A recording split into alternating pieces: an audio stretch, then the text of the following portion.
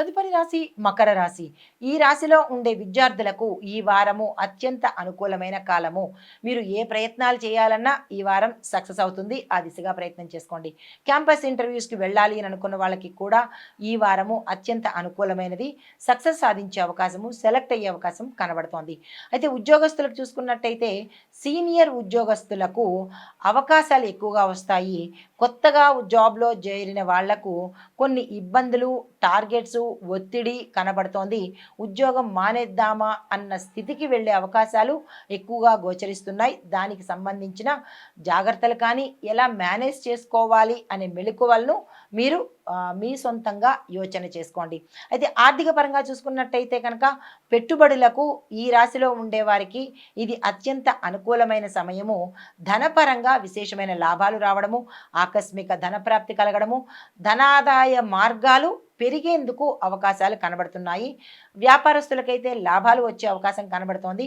దీంతో పాటు వ్యాపార విస్తరణకు కానీ లేదా కొత్తగా వ్యాపారంలోకి రావాలి అని అనుకున్న వాళ్ళకి కానీ ఇది అత్యంత అనుకూలమైన సమయము. ఆ దిశగా ప్రయత్నం చేసుకోండి.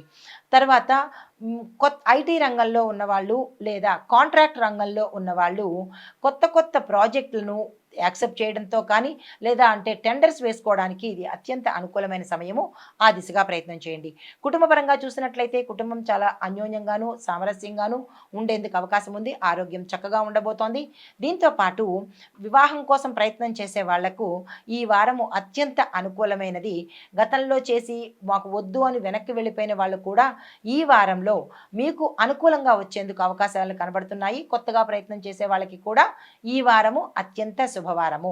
దీంతో పాటు సంతానం కోసం ఎవరైతే ప్రయత్నాలు చేస్తున్నారో వారికి ఈ వారం చాలా చక్కగా ఉండబోతోంది. ముందస్తుగా సుబ్రహ్మణ్యేశ్వర స్వామి వారి ఆలయ దర్శనం చేసుకొని అక్కడ మీ పేరిట అర్చన చేయించుకుని ముడుపు కట్టి మిగతా ప్రయత్నాలు చేసినట్టయితే కనుక మగ సంతానం కలిగే అవకాశము ఎక్కువగా కనబడుతోంది.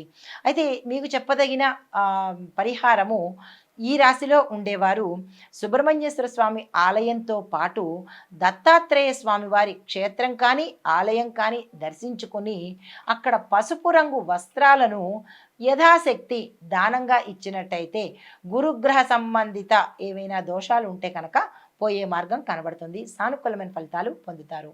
నమస్తే.